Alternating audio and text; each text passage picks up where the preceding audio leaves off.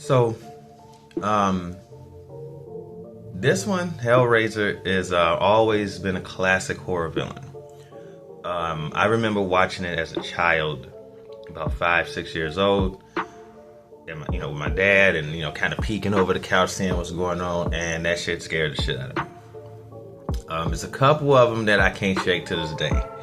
And even in doing this retrospective, having to rewatch it, it scared the shit out of me all over again at the age of 37.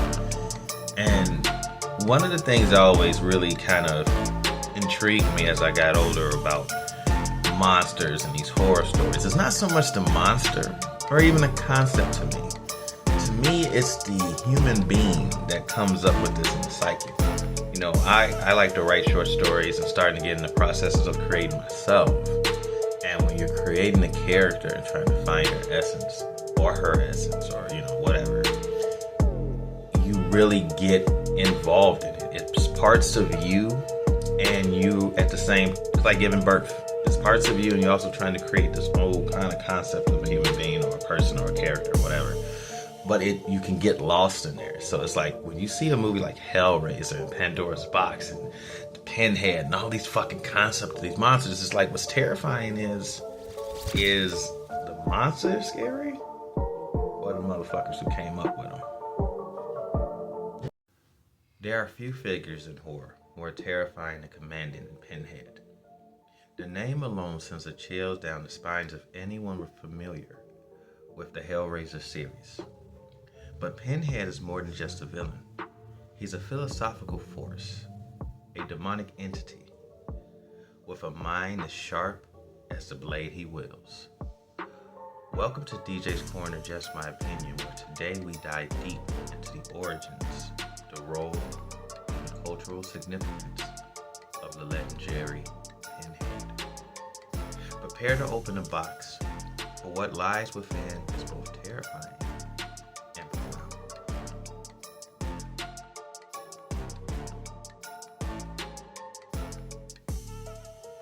Pinhead didn't start out as a cruel Cenobite as we know today.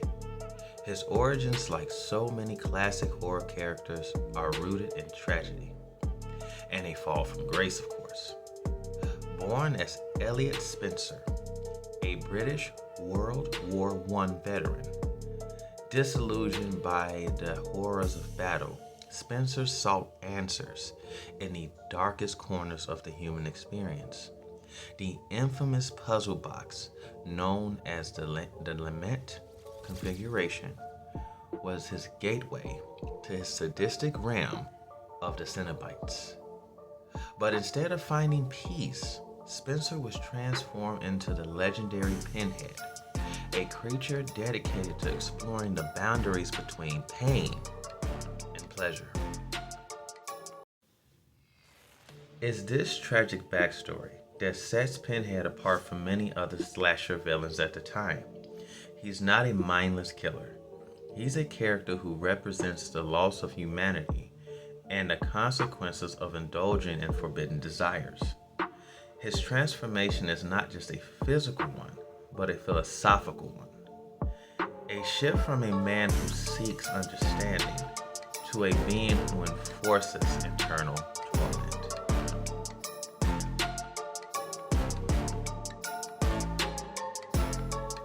In the realm of horror, Pinhead stands out not just because of his monstrous appearance, but because of what he represents, the complex nature of desire, morality, and suffering. He's not just your typical antagonist.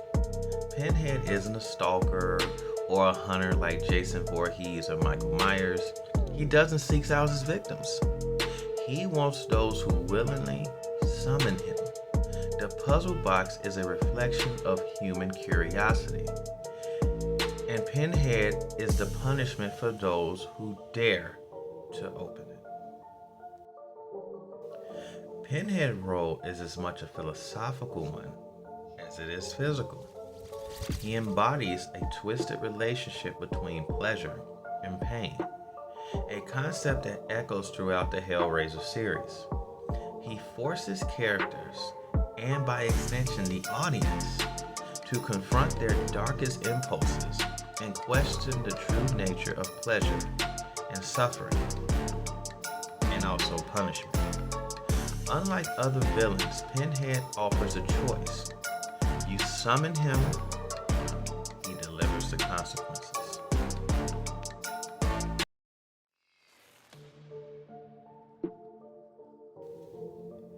Of course, it's impossible to talk about Pinhead without discussing his iconic look. His design, crafted by the brilliant mind of Clive Barker, immediately sets him apart. The grid of nails embedded into his skull, the black leather robes, and the cold, calculated demeanor makes him a walking nightmare. Pinhead's appearance is both surgical and regal. He's not a butcher, he is an executioner. The deliberate design of his mutation speaks to the Cenobite's obsession with the balance and order. Every pin, every scar is meticulously placed. This isn't a figure of random chaos. This is a structured, deliberate, and inescapable. He embodies the cold, mechanical nature of the Cenobites. Punishment without passion. Cruelty without chaos.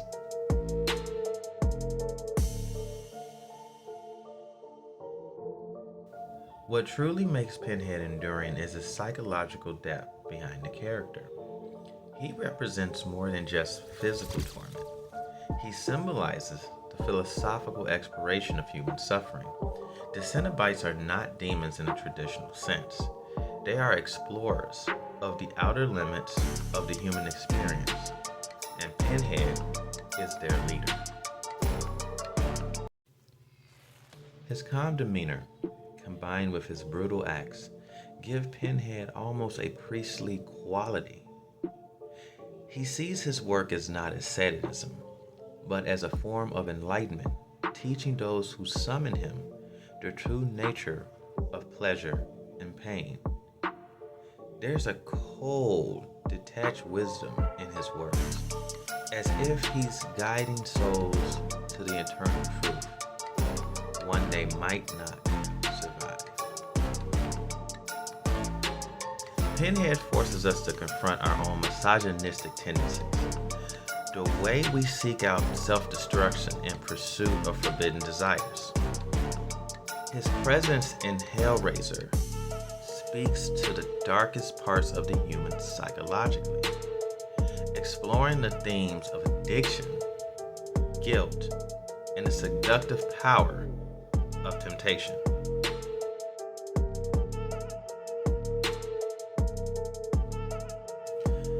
Since his first appearance in Clive Barker's Hellraiser in 1987, Pinhead has become a staple of the horror genre. His influence extends far beyond the confines of the Hellraiser films, infiltrating popular culture through anything from art to music.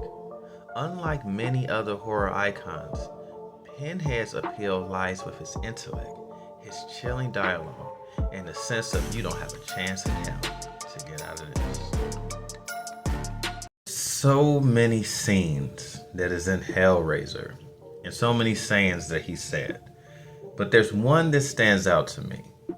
When he told a motherfucker, your punishment will be legendary, even in hell.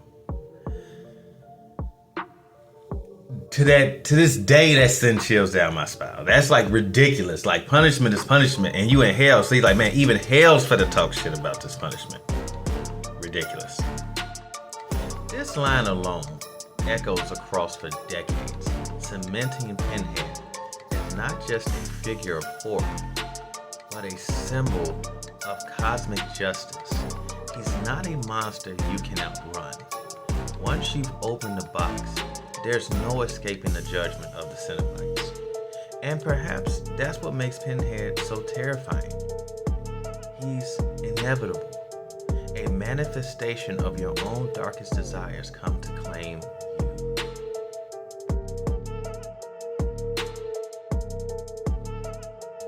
Pinhead is more than just a horror villain.